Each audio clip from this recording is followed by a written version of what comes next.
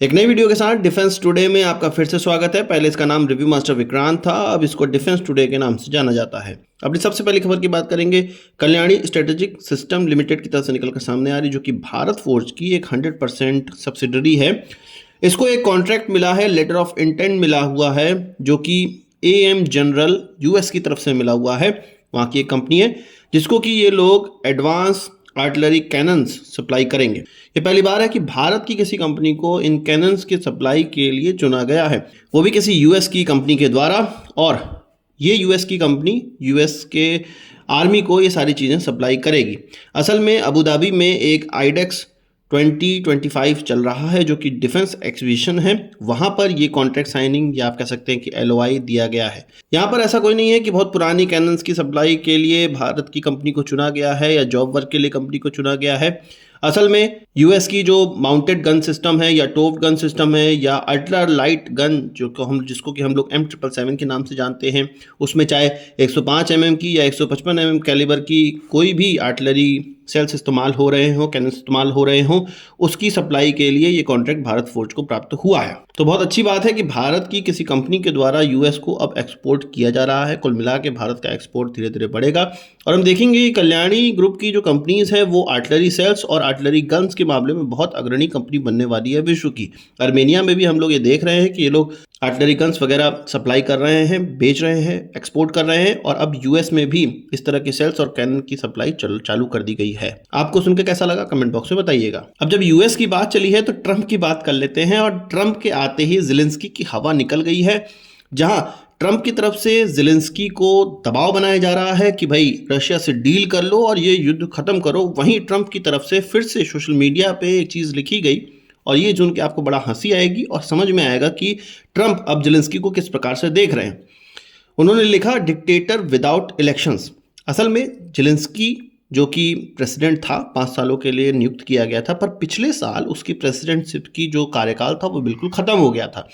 अब यूक्रेन में ऐसा है कि भाई जब युद्ध हो रहा हो, युद्धकाल के समय वहाँ पर कोई भी चुनाव नहीं होता है, इसलिए ज़ेलेंस्की अब 1 साल से विदाउट इलेक्टेड एक प्रेसिडेंट की तरह वहाँ पे एक्ट कर रहा है। तो यही चीज़ डोनाल्ड ट्रंप ने लिखी कि ज़ेलेंस्की एक डिक्टेटर की तरह काम कर रहा है, एक डिक्टेटर की तरह वहाँ पर अब राज कर रहा है, जो कि विदाउट इलेक्शन चुना गया है। मंगलवार को ट्रंप की तरफ से एक प्रेस कॉन्फ्रेंस भी करी गई, जिसमें कि ज़ेलेंस्की को क्रिटिसाइज्ड किया गया था और युद्ध के लिए जिम्मेदार बताया गया था। इसके एवज में ये कहा गया है कि ट्रंप डिसइंफॉर्मेशन का शिकार हुए हैं। रशियन डिसइंफॉर्मेशन के थ्रू उनके पास जो इन्फॉर्मेशन है वो गलत पहुंची है और इसी का वो शिकार हुए हैं कि यूक्रेन ने युद्ध स्टार्ट किया, ऐसा उनको लग रहा है, पर ऐसा कुछ भी नहीं है। वहीं ट्रंप की तरफ से ये भी कहा गया कि भाई ज़ेलेंस्की यूक्रेन के जो चुनाव है उसको नहीं करवा रहा है और साथ ही साथ यूक्रेन के चुनाव में बहुत लो परफॉर्मेंस उनकी होने वाली थी।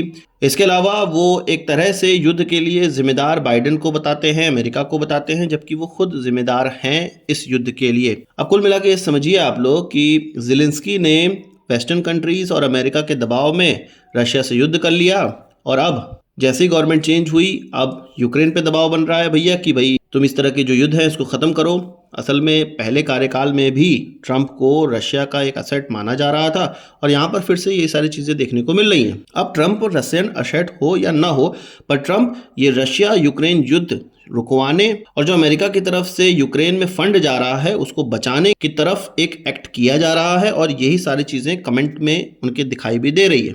कुल मिला के ये है कि रशिया यूक्रेन युद्ध अब आगे आने वाले समय में ख़त्म होता दिखाई दे रहा है और ज़ेलेंस्की की वाट लगने वाली है। यूक्रेन का जितना हिस्सा रशिया तक चला गया है वो वहीं तक रहेगा और फिर से यूक्रेन हमें मैप में छोटा होता हुआ दिखाई देगा। तो ज़ेलेंस्की की बेवकूफ़ी की वजह से यूक्रेन अपना बहुमूल्य पार्ट फिर से रशिया के सामने खो दिया है। इसीलिए वेस्टर्न कंट्रीज और अमेरिका के चक्कर में पड़ना नहीं चाहिए, ये हमें सीख मिलती है। आपको क्या लगता है कमेंट बॉक्स में बताइएगा। अब बात कर लेते हैं HAL चीफ की। HAL चीफ की तरफ से ये कहा गया है कि 15 दिनों के बाद हमारा जो Astra beyond visual range air to air missile है उसका ट्रायल अब हम लोग तेजस MK1A से कर सकते हैं और विद इन 15 डेज में हम लोग देखेंगे कि ये ट्रायल कंप्लीट कर लिया जाएगा, ये ट्रायल कर दिया जाएगा। यहाँ पर ये जो परफॉर्मेंस है वो चेक की जा रही है।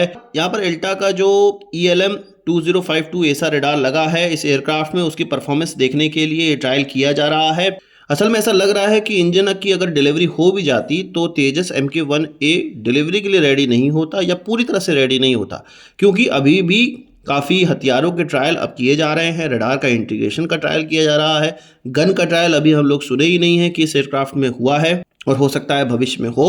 पर यह माना जा सकता है कि इंजन का डिले केवल एयरक्राफ्ट की डिलीवरी में डिले नहीं है, इसके अलावा और भी बहुत से कारण हैं जो कि डिले के कारण हैं तेजस MK1A की एयरफोर्स में। और हमारे एयरफोर्स चीफ हो सकता है इसी वजह से नाखुश हैं HAL से कि भाई इंजन का जो बहाना बनाया जा रहा है वो सही बहाना नहीं है। हाँ, इंजन भी एक डिले का कारण है, पर अगर इंजन भी डिलीवर होने लगेंगे, पर फिर भी उसके एवज में बहुत सी चीज़ें ऐसी हैं जो कि अभी धीरे धीरे कंप्लीट की जा रही है HAL की तरफ से। आपको इस पर क्या कहना है कमेंट बॉक्स में जरूर बताइएगा। आज की इस वीडियो के लिए बस इतना ही। आशा करता हूँ कि वीडियो पसंद आया होगा। आपको एक बड़ा थम्स अप जरूर देंगे। इस वीडियो संबंधित सवाल सुझाव हो कमेंट बॉक्स में जरूर लाइएगा, और यदि आपने हमारा चैनल सब्सक्राइब नहीं किया उसे भी कर लीजिए, क्योंकि हम इस प्रकार की वीडियो लाते रहते हैं। नमस्कार, थैंक यू, जय हिंद।